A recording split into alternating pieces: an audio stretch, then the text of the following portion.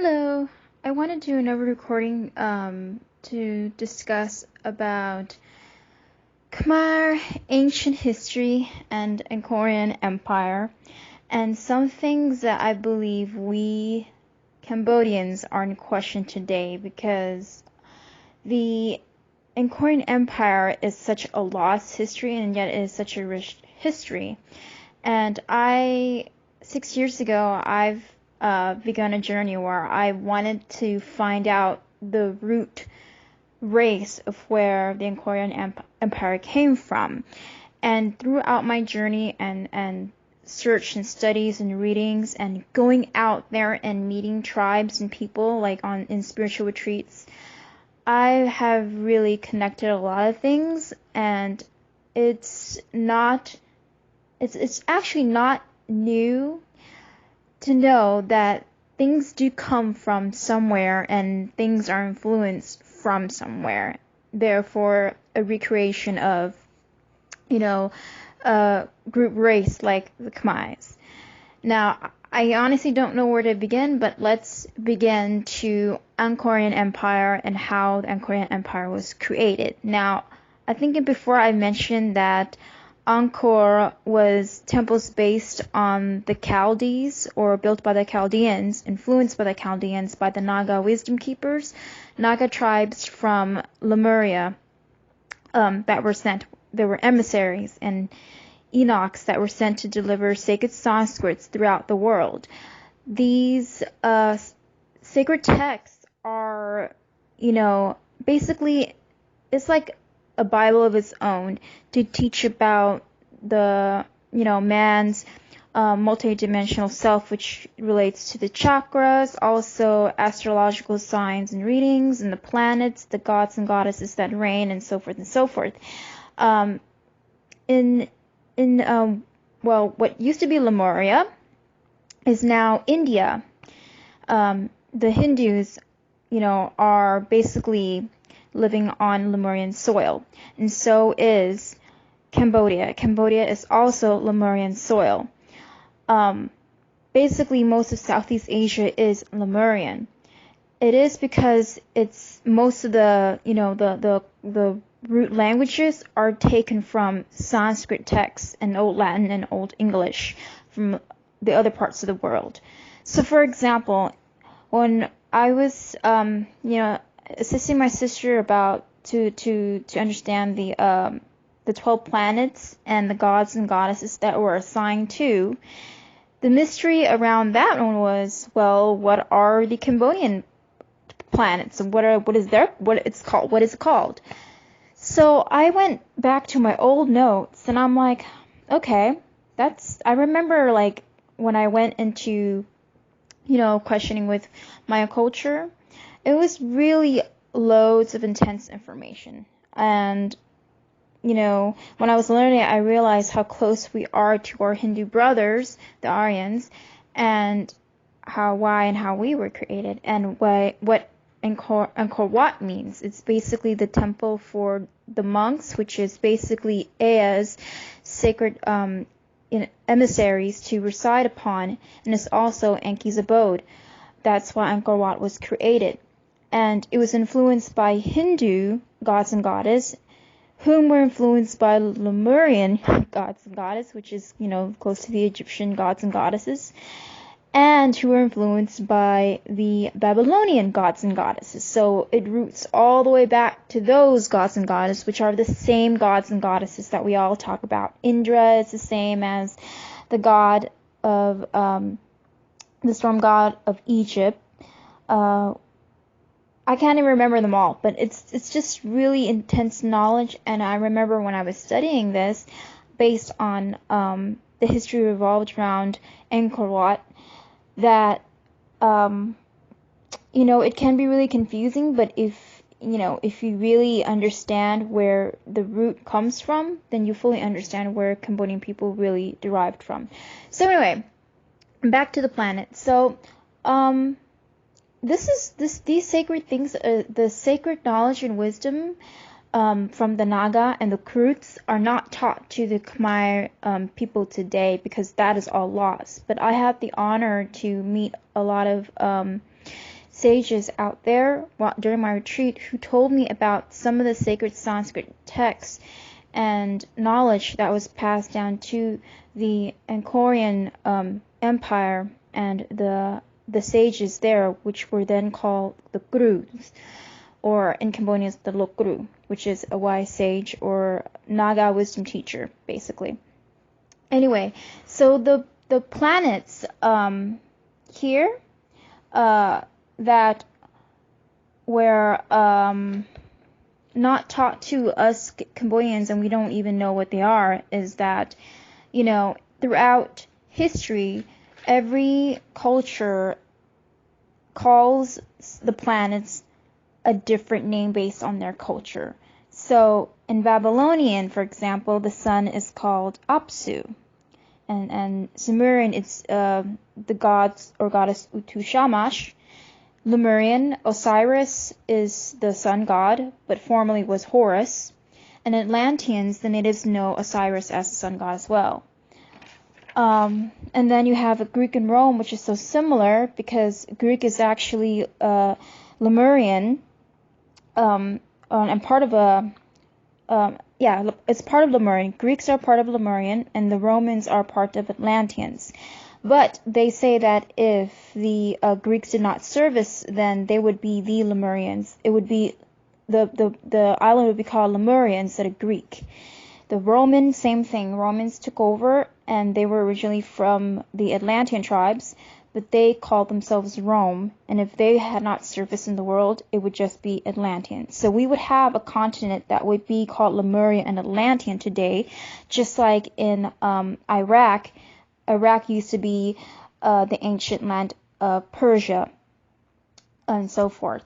So, and of course, ancient Egypt would be part of Mesopotamia, but we don't call ancient Egypt or Africa Mesopotamia. We just call it Africa and Egypt. So those are the older names of the continents and the islands and so forth, versus what we now call them today. So anyway, when it comes to the Cambodian or the Khmai planets and which is assigned to what,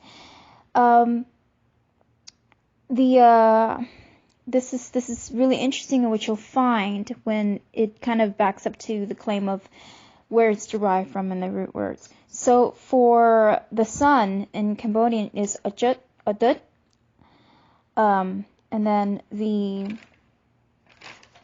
Mercury is called Put. And it's spelled so many ways. There's no real way of spelling it in the English text because it's more about the Sanskrit text written. Venus is called Suk. The moon is Jan. The earth is two words, Troni or Pandai. And then you have Mars, which is Ankia or Ankia, which is where the root word Angkor is derived from. And then you have, for Jupiter, you have Braha. Saturn is Sao, which is my dad's name. And then you have Uranus, which is Prakra. And then Neptune is Neptune. And then Pluto is Plutong. And I'm pretty sure I have not pronounced any of that right in Cambodian, but I've tried. Anyway, so those are the 11 planets. The 12th planet is unknown to the Cambodian community. I haven't found the Cambodian word for Nibiru yet, but yes. Anyway, those are the 12 planets spoken in Cambodian, and it's taken from Sanskrit, of course. And how I could prove that is taken from Sanskrit is that if you also study the days of the week and the months, you'll find that when it comes to the months in Cambodian, it's taken from the Sanskrit word for the months to describe the zodiac signs. So for example, in Khmai, the months starting from January to December is as follows, followed by the Sanskrit and the corresponding zodiac sign. So in Cambodian, we call January Makara. In Sanskrit, it's also called Makara, which is the word in Sanskrit for Capricorn. In Cambodian, February is called Kumpia, and in Sanskrit, it's called Kumbha. which is the corresponding zodiac sign Aquarius. For March in Cambodian is Mania, and in Sanskrit it's Mina, which is the zodiac sign for Pisces. In May, the Khmer word is Mesa, and in Sanskrit it's called Mesa, and it's the zodiac sign for Aries. In June, you have in Khmai it's called Usapia, and then in Sanskrit it's called Vrusha. It's the zodiac for Taurus. In Cambodian for July, it is called Maitona, and in Sanskrit it's called Mitana, and it's the zodiac sign for Gemini.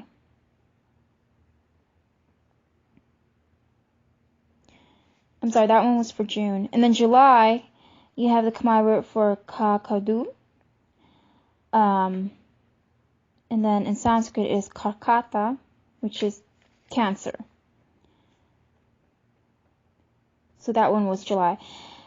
So August is in Khmer Sea, and in Sanskrit is Sema, and then it's Leo for the zodiac sign.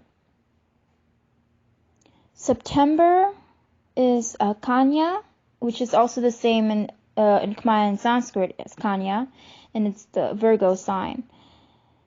October is Tola in Khmer, and then in Sanskrit it is Tula in Sanskrit for Libra. November in Cambodian is Vichaka, and in Sanskrit is Vrishchikra, and it's the zodiac sign for Scorpio. And in December for Khmai is Tanu, and then the Sanskrit word for that is Danu, and then it's the zodiac sign for Sagittarius. So as you can see, it's very the Khmai months, January through December, is very similar to the Khmai months in Sanskrit for January to December. And in Sanskrit, those describe not only the months, but the zodiac sign for which it corresponds. So there you can see where it's derived from, and then that also proves that Cambodians were taught by the Naga wisdom keepers back when the Chaldeans built the holy cities, the Rishi cities in Cambodia, influenced by Hindu and Lemurians and the Atlanteans and Babylonians and so forth. And therefore that sort of proves where history kind of like derives from, basically. Also, another thing too that I want to point out is that not many Cambodians know is that Angkor Wat was built off of Mount Meru in Sumer, or Sumeria, and the Mount Peninsula of Sinai, which is in Sumer. And the Cambodians call Mount Meru Pra Sumer. How can that not more proved that Cambodians also know about the Lemurian Sumerian culture? So basically that's the other thing. And the other thing too is that there are the days of the week, which also represents the sort of the planets as well. But in Cambodian, it's very different from every other culture, because in Cambodian, how Cambodians represent the days is that there are colors associated with the wardrobe for each day. So if Cambodians, if you don't know this, then it's a good time to know this, because you ever visit your country, the first thing you see in the when you go to the like Cambodian American ambassador chamber, whatever place, for when you go tour and you need protection from your government, you want whatever, you find that there are a lot of Apsara dancers are in groups of 7. And they would dress in the colors of the days of the week. So, for example, in Cambodia, Sunday is for the word for Sunday is Uchet, which is one of the planets worship, and the color for that is red. Then you have Chan, which is Monday, and it's the color signifies dark yellow. And you have for Tuesday is Angkor, which is the color for violet. As for Wednesday, Thursday is But, which is the color of green and copper. And then you have Thursday, there's Praha, which is color of light green. Friday is Sok, and then is the color for dark blue. And then Saturday is Sao, which is my dad's name for Sunday, which is the color for dark violet. And you can Google this right now. Go ahead and Google the 7 days of the week and the color, and you'll find that the color rainbow for the wardrobe, when they wear the dresses or whatever, Cambodians will on Sunday will wear red, and then on Monday they'll wear dark yellow, and Tuesday they'll wear violet, and Wednesday they'll wear something like between green copper. And Thursday they wear like a light green, sport or whatever. And then Friday they wear dark blue, and Sunday dark violet. So that's kind of like chakra colors, if you will, for the Cambodian culture tradition. So that's the 7 days of the week for Cambodians, and also those also represents the ruling planets of those days, and it's common in all cultures too, because it roots all the way back to, like I said, Babylonian and the Zodiac sign. So, yeah, that's another thing. I would love to get into Cambodian, like, animals, Zodiac signs, and elements, but then that's kind of like a little too much. I just wanted to give a little piece on that one so I could share that along. Anyway, so I'm going to go ahead and end this audio for the time being. It's an interesting topic.